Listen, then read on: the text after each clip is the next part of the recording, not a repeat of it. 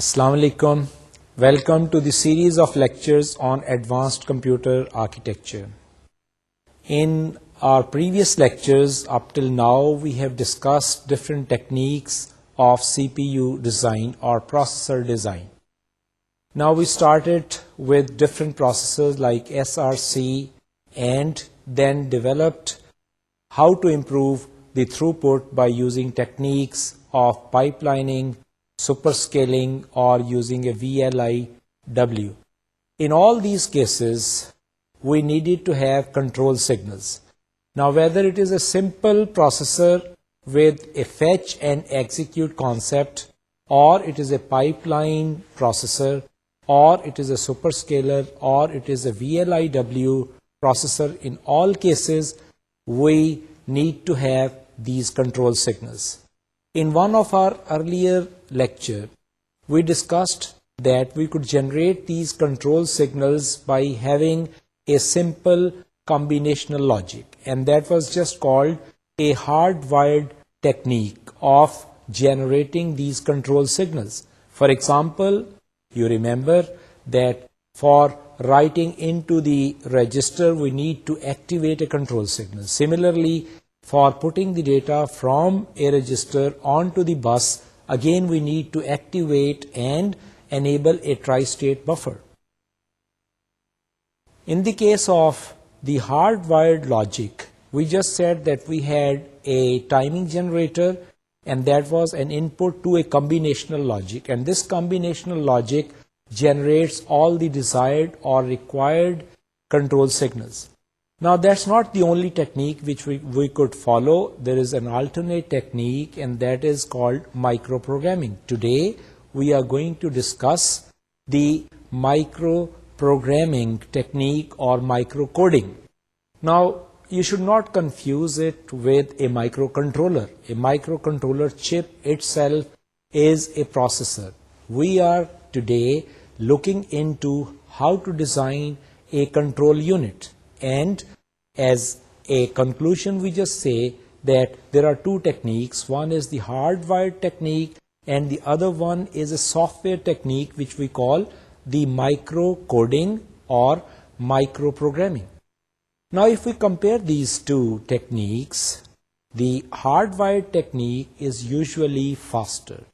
And in that case, the Boolean functions could be written, and each control signal is a function of a number of variables, and we could represent and implement by using a logic circuit.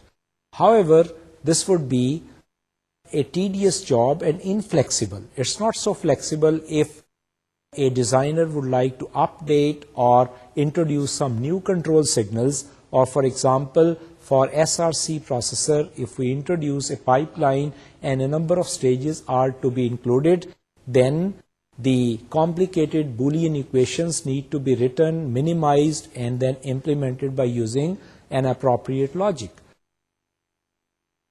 Microprogramming could therefore be thought as an alternate method to design a control unit. Now, as such, it is basically a simple a processor, and we will have a program counter. We'll call this program counter as micro PC, and this should not be confused with the main program counter of the processor which we have in question, of which we are actually designing. And this microprogramming would provide the control signals for that particular processor. Then we have a memory, and we will just call it a microcode memory, and this memory would be a pretty fast memory, and it could be, for example, a ROM or a chip on board, and this would be much faster as compared to the memory of our main processor. So the interaction would be much faster. Then we have an instruction register, and we will call it a micro IR or a micro instruction register.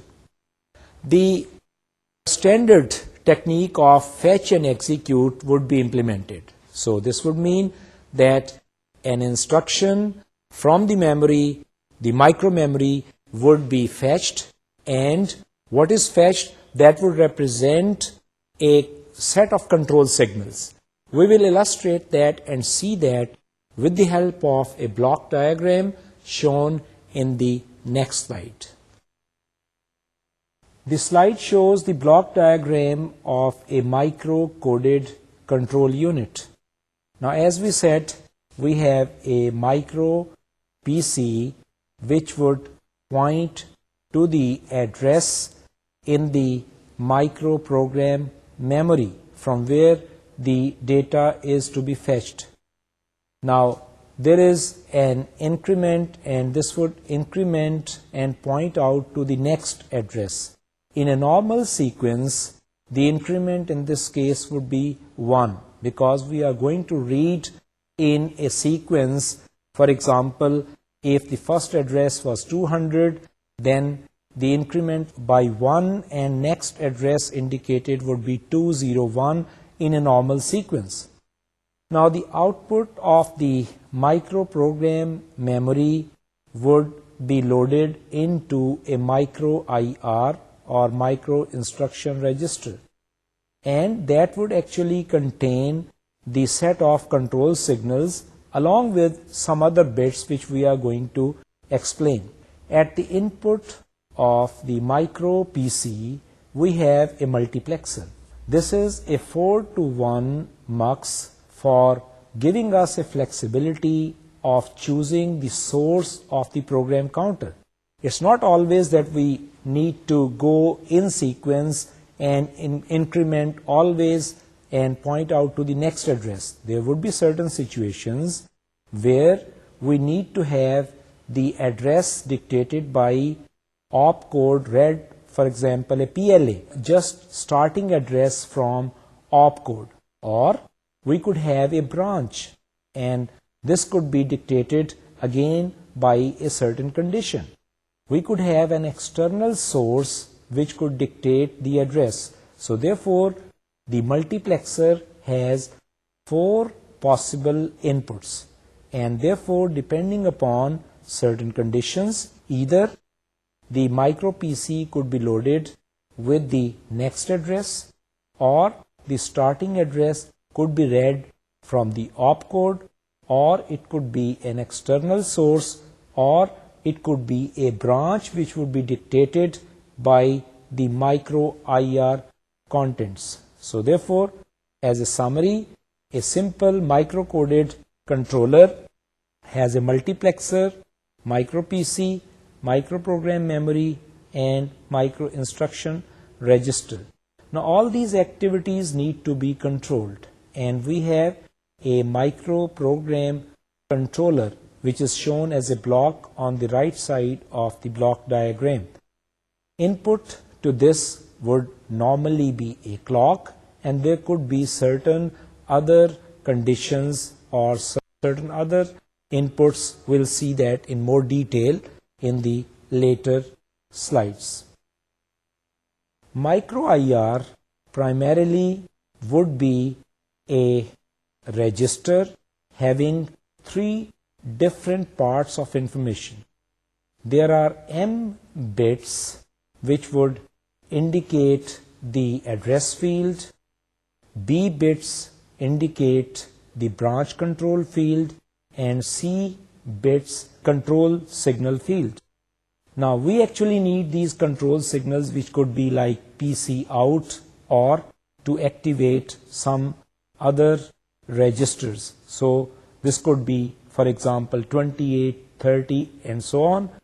M bits would be helpful in calculating the branching conditions and our branch address fields, and finally the B bits are the branch control field, and we'll see that in more detail in one of the later slides. The micro PC can be loaded from one of the 4 possible sources. In the case of simple increment, it steps sequentially from micro instruction to the next micro instruction. It could be a lookup table. For a lookup table, we will map the opcode field to the starting address of a particular microcode routine or instruction that would generate the control signals. It could be an external source whereby the micro PC would be initialized to begin an operation, for example, an interrupt service or reset. In the case of a branch address, which could be the fourth possibility, one needs to jump anywhere in the microprogram memory depending upon the conditions dictated by some bits in the micro IR register. The microprogram memory is a small memory which contains microroutines for all the instructions in the instruction set architecture defined for the main processor. The micro PC supplies the address and the memory would return the control word stored at that particular address. It is much faster and smaller than a typical main memory. So this memory could be just 2K, 4K or 8K. As compared to the main memory, it is much smaller and is faster because it's just a single chip. If we look at the memory map or the layout of a typical microprogram, it would look as shown in this slide. Now notice that we have micro addresses starting from 0 up to a value which is 2 raised to power m minus 1. And m was one field in the case of IR micro IR register. So depending upon the number of bits m, we would have a corresponding maximum addressability of the microprogram memory. Then C is the number of control bits. For example, if there are 40 control signals required, the value of C would be 40. And then we will have B as the number of bits which would define the branching conditions and tell to the multiplexer at the input, which is a 4 to 1 multiplexer, what next address one needs to branch to. Now for a given processor, knowing the RTL description, from there we can define the control bits in the control word. Along with this control word, we need to add up some bits for branching situation and some other bits for defining the addressability or total number of addresses in the microcode memory, and that would just give us the contents of the memory. Let us see an example. How do we generate the contents of the memory or a micro-coded word? And we will illustrate that with the help of information in the next slide. Now this slide shows an example of the control signals for a typical ALU instruction, which is a subtract instruction. Now the first column indicates the addresses in the micro-coded memory. Now these are just typical addresses for illustration. The first three addresses are 100, 101 and 102. Now you will be familiar and would still remember that these three particular words, the control words, correspond to a microcode for instruction fetch. In the first cycle at address 100, for example, the control signal PC out, the control signal load memory address register LMAR, and load the buffer register C, and finally the bus to R, rather increment 4 are activated. All other control signals are 0. all these control signals are referred to the sample SRC processor. So if we have the contents of the micro PC as 100, the output of the memory fed into the micro IR would be the first row indicated in this particular slide. And I hope you remember this corresponds to the RTL description. The contents of PC go to the memory address register and the program counter is incremented for the main processor by 4, and that go into the buffer register C. So therefore we need 4 control signals. One is PC out, other one is LMAR, the third one is LC, and finally the increment 4, which would be as a control signal to ALSU unit.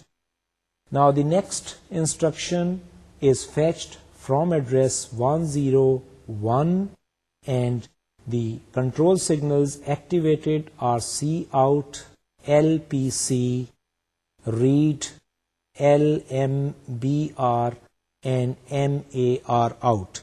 And I need not repeat, you can see in your previous lectures the corresponding RTL description for this case would be that the memory contents pointed out by MAR register are brought into the memory buffer register MBR, and the contents of buffer register C are brought into the program counter PC, and that is done by activating the Cout and LPC and so on, as I have already explained. Similarly, in the third timing step 102, the contents of the micro PC would be 102 and output would be the third row in this table, and the corresponding activated control signals are indicated by 1. All those signals which are deactivated are given as 0. So the first 3 rows from address 100 up to 102 correspond to the microcode for the instruction fetch. And for all the instructions in the ISA or the instruction set of our SRC processor, this would be common. For all cases, these 300 to 102 would indicate the fetch microcode for the fetch instruction. The next 3 addresses correspond to 203, 204, and 205. And again, for illustration, this is a subtract instruction, and we have loaded the microcode for activating the control signals for subtract instruction starting from address 203, and this needs to be appropriately read from address 203 if it is a subtract instruction. So therefore, at 203, we see that R2 bus and LA and RBE are activated, which would correspond to reading the register into A, adding up the contents, putting the data from C onto the destination register, and taking the program counter to an appropriate value. You can go through the detail and verify that these 3 addresses would give us in a sequence the appropriate control signals. So therefore, now this particular microcode would give us the signals to activate the appropriate data elements in the corresponding architecture of SRC. At the moment, we are assuming there is no pipeline. It's a simple processor. It's a fetch, execute cycle for the main processor, and we need to generate the corresponding control signals for a subtract instruction. Microcontroller shown in the block diagram should not be confused with the microcontroller chip. it is actually a sequencer and would consist of a logic circuit which would control the conditions and looping. It would just tell us and give an indication of the next address to be fetched from the microcode memory.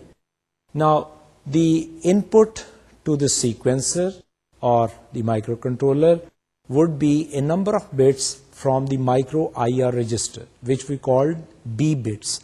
Out of these, we will see in our example, there are 5 bits telling us the conditions on which to branch. For example, branch on 0, branch on positive, branch on negative, and there would be 2 additional bits. So the output of the sequencer or controller would control the multiplexer.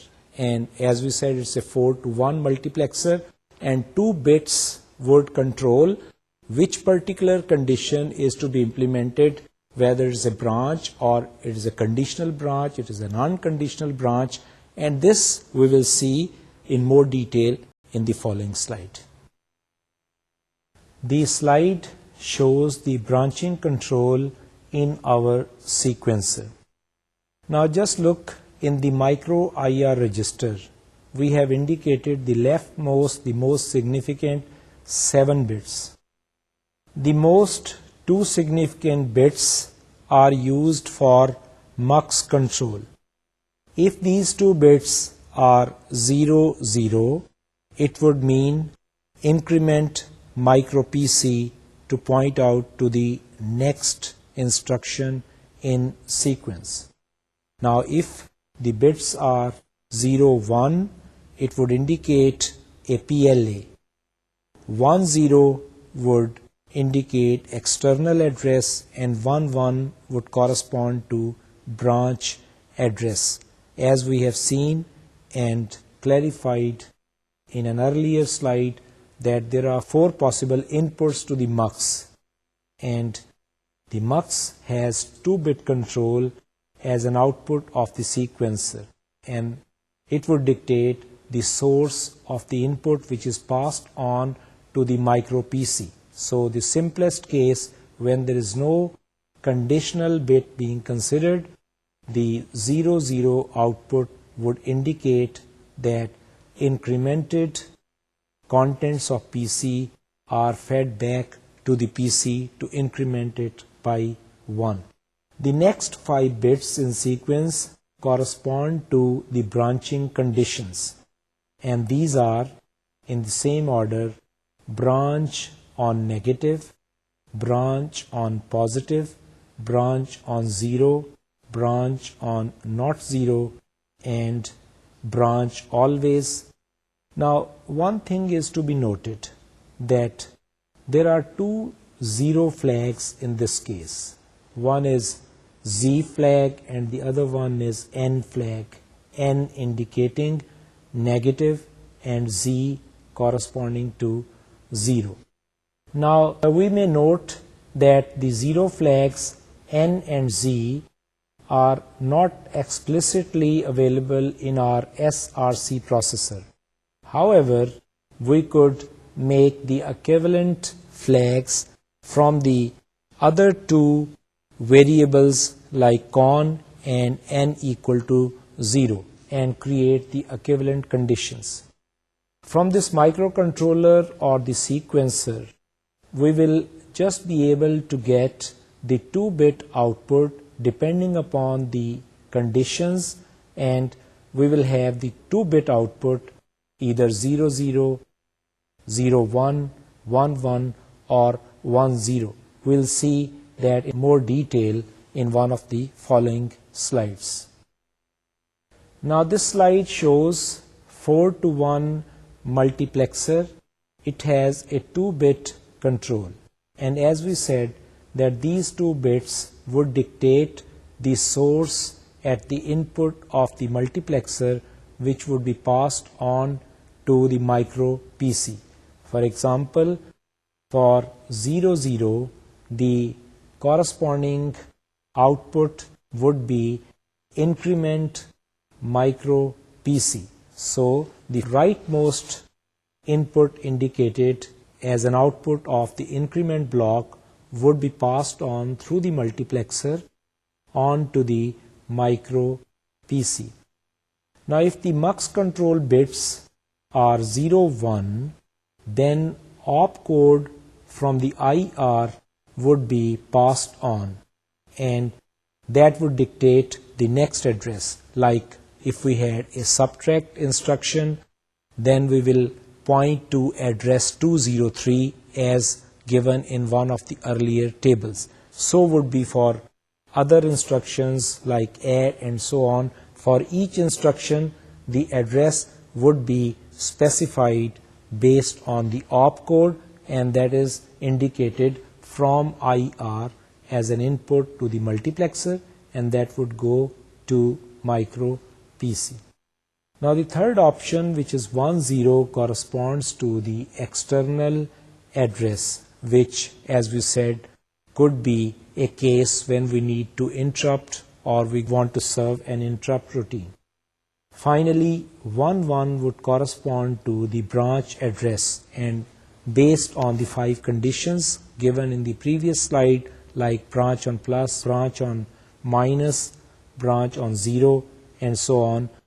So 11 would give us an address to the micro PC pointing out to the address in the memory based on the condition of the jump requirement. So therefore the first entry 00 corresponds to normal flow of execution. The second entry, initial loading of micro routine for different instructions. The third is for resetting as an example or for jumping to a subroutine, and the final entry is for implementing conditional and unconditional branches for the processor. The slide illustrates how do we form a branch. A branch can be implemented by choosing one alternative from each of the following 2 lists. One list corresponds to condition and the other one corresponds to the input address. This scheme provides flexibility in choosing branches. As we can see, from any combination, we could form any combination of the conditions and the corresponding addresses. We'll illustrate this in the next slide. The slide shows an example of microcode branching. The first column, as in the previous tables, indicates the address in the microcode memory. The next column gives the most 2 significant bits which control the MUX. So it's a MUX control pair of bits. The next 5 columns indicate the 5 branch conditions, like always branch, branch on not 0, branch on 0, branch on plus, and branch on minus. And next column indicates the corresponding control signals, which are not given in this case. We have already discussed that. And the next column indicates the branch address. Now let us look at the first address, which is 200. In this case, the MUX control bits are 00, and all other bits are also 0. The action of branching corresponds to no branch. That means we go to next address in the sequence, which would be 101. The equivalent C construct is indicated in the last column by, in this case, by a curly brackets. Now, there is a very close resemblance between the microcode and the construct of a higher level language as indicated in this example of a C construct.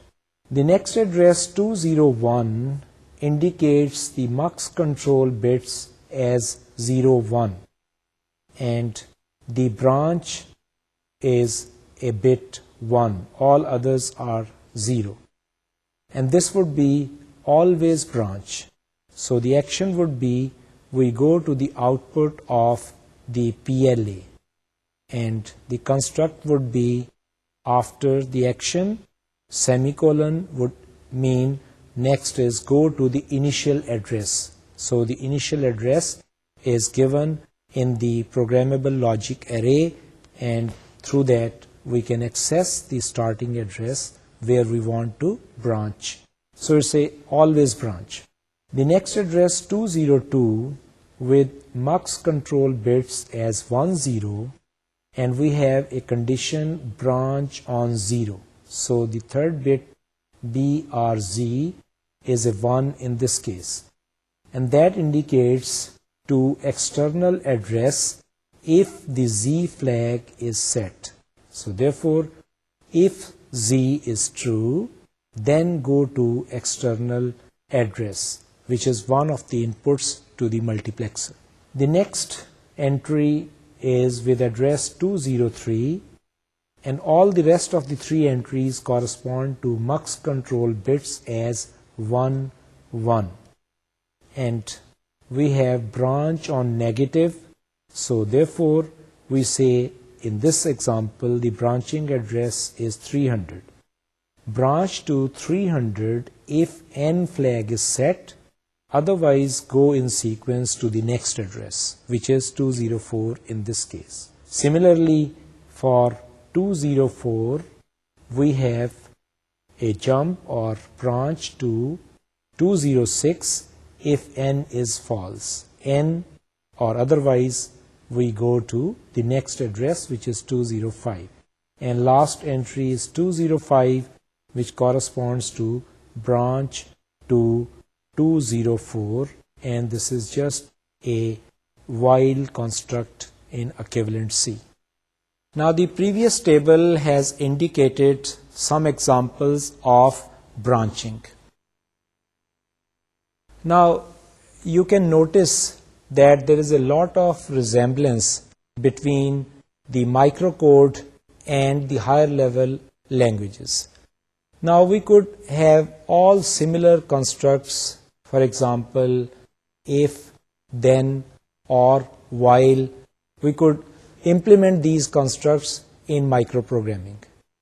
Now you can notice that the programming in binary language again would be quite a difficult job, and writing all ones and zeros would be prone to mistake. We could have compilers for microprogramming as well, exactly the same way as we have compilers for higher level languages. So this compiler would help the programmer to generate this code, and after compiling this for testing, debugging, similar tools could be used as for the higher level language.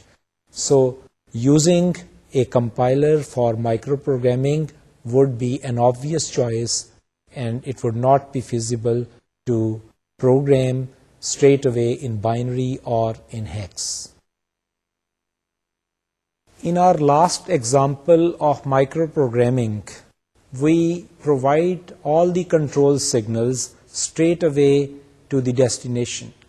Now this would mean that we have as many control bits in the micro IR register as the number of control signals. This is called horizontal microprogramming. Now, could we save the number of bits? It might be too long a micro IR. There is a possibility, and we can introduce in between a decoder. Now, that would reduce the number of bits. For example, if we had, just to illustrate, 4 control signals, we could have a 2 to 4 decoder. So instead of using 4 bits, we could use only 2 bits, and by combination of these 2 bits through a decoder, at the output of the decoder we could generate 4 signals. Now this could be extended if we have 8 control signals, then there are two possibilities. If we have 8 bits, this would be straight away horizontal microprogramming. And if we provide, instead of 8, only 3 bits, and through a decoder we fan it out to 8 bits, this would be a vertical microcontroller. Let us look at this concept in the next slide. Now this slide indicates the concept of horizontal microcode scheme. The micro PC just is an input to the memory. The output of the memory is into micro IR, and which provides the corresponding control signals, in this case C in, PC out, and so on. The next slide shows the concept of vertical microcode scheme. The output of the microprogram memory is given as an input to an n to 2 raised to power n decoder, and we have n bits fanned out as 2 raised to power n lines at the output, and then from there through another logic gate scheme we provide the control signals onto data path like PC out and increment signal. Let us look at the microcoded Unibus SRC design.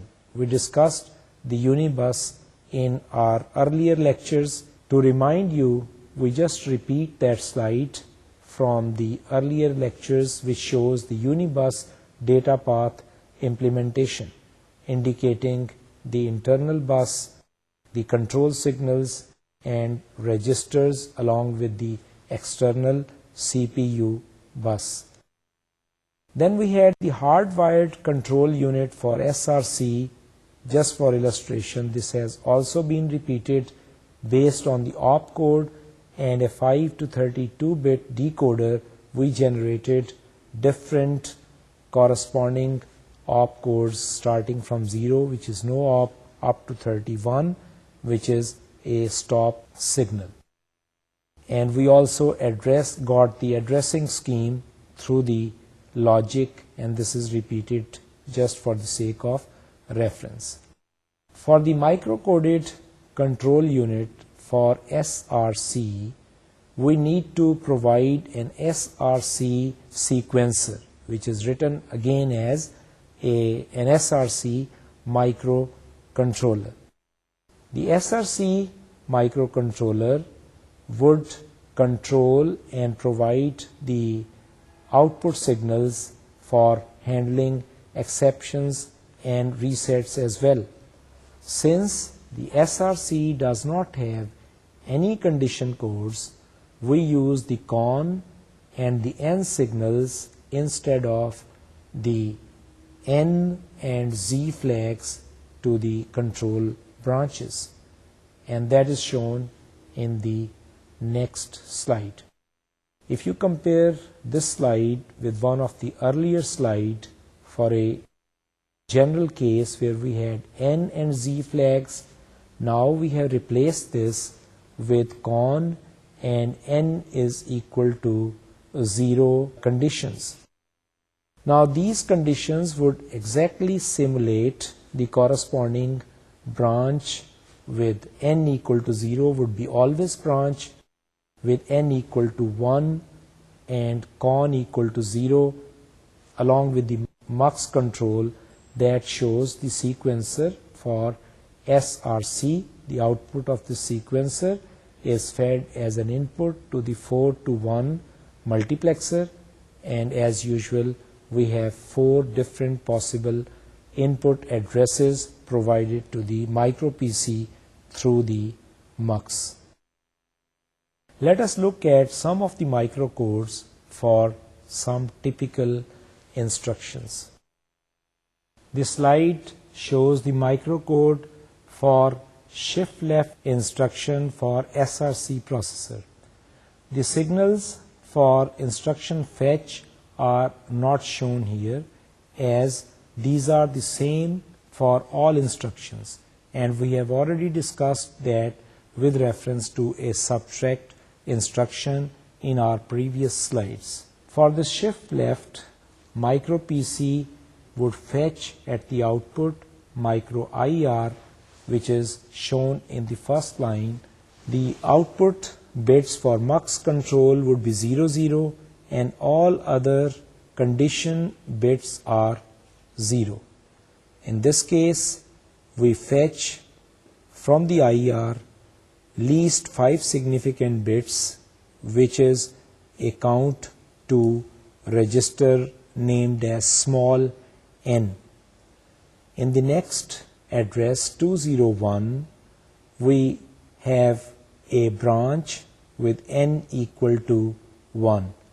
So the RTL notation in this case is when n is not 0, then we take 303 and put it to micro PC. So therefore, we will jump effectively to address 303 to fetch the control signals corresponding to address 203. In the sequence, next address 202 corresponds again to all bits as 0, and we take the contents of register indicated by placeholder RC, the least 5 significant bits out of this register, into a value capital N, which represents the decimal value of these 5 bits. And so in the next one, we take the contents of register RB into the buffer register C, and you are familiar with this particular RTL notation, and the shift would be indicated by a value given by capital N if small n was not 0.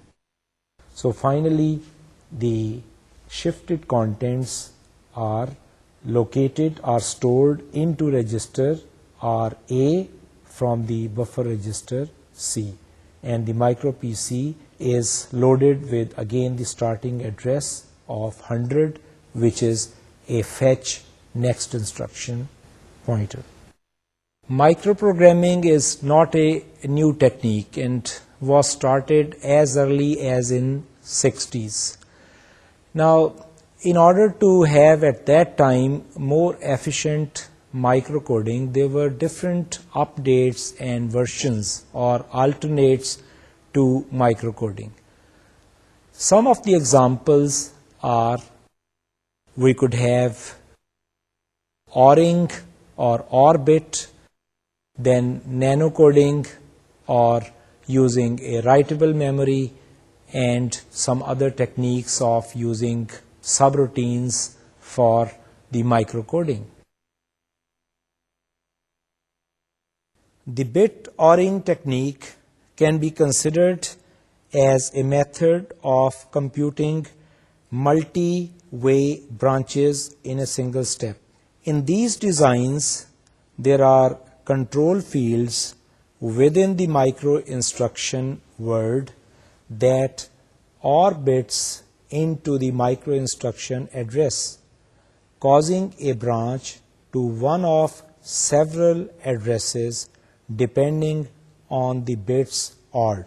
ORing a bit or bits into the least significant part of the micro instruction address can be used to skip over one or a few addresses, and ORing a bit or a few bits into the most significant bits of the micro instruction word can be used to branch over larger distances in the control memory.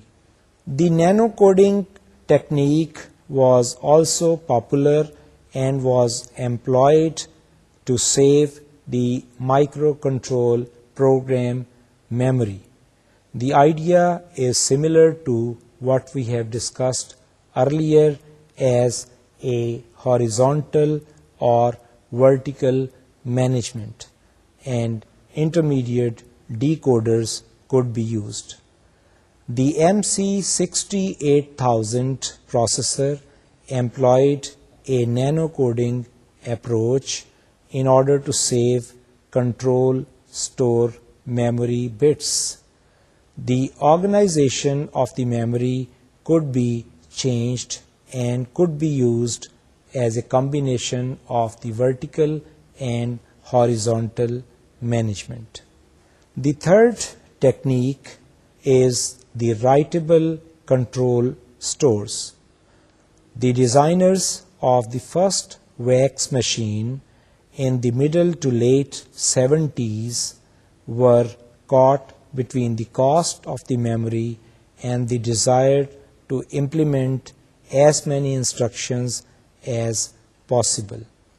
Therefore, they opted to add a block of RAM along with the ROM. By using this additional RAM, the patch buggy microcontrol could be provided to emulate the older 16-bit PDP-11. The last option of using subroutines in microprogramming were used in advanced micro devices AMD developed on a so-called bit slice architecture, in which one could string together 4 or 16-bit slices of data path to form data paths of arbitrary width. Each slice had 16 general purpose registers and a slice of the ALU. The control was by means of a microprogrammable control unit. This control unit had a great deal of flexibility, allowing users to develop their own microprograms using an AMD development system. We have discussed in some detail how to generate the control signals by using microprogramming. Now, in one of the earlier lectures where we discussed the generation of these control signals through hardware logic and we compare it with the microprogramming, we have seen that the flexibility available in microprogramming is much more than what we had in the case of hardwired logic. So therefore, the programmer need not go with the bits or the details of the bits. A compiler, a microprogramming compiler could be used exactly in the same way as with the higher level language. So that gives us a pretty good idea of designing and having a simple control unit by using the conventional techniques of just fetching and executing. So the idea in the case of microprogramming is similar to a normal processor, a normal CPU. Rather, we just developed a scheme where the memory contains the corresponding control words along with some additional bits to dictate the branching to different addresses and the total length of the IR register or the address could be developed. So we also tried to save the number of bits in the case of micro IR by using a vertical management technique instead of a horizontal management technique. So any combination of these could be used. Now the ideas which we used in the main CPU design could further be implemented and incorporated in the design of a microprogramming concept. For example, the pipelining could also be incorporated in the implementation of using a processor for microprogrammer. Now we close today with the topic of the control unit design, and that we have discussed today by using the microprogramming technique. For today, that's all. Till next time, Allah Hafiz.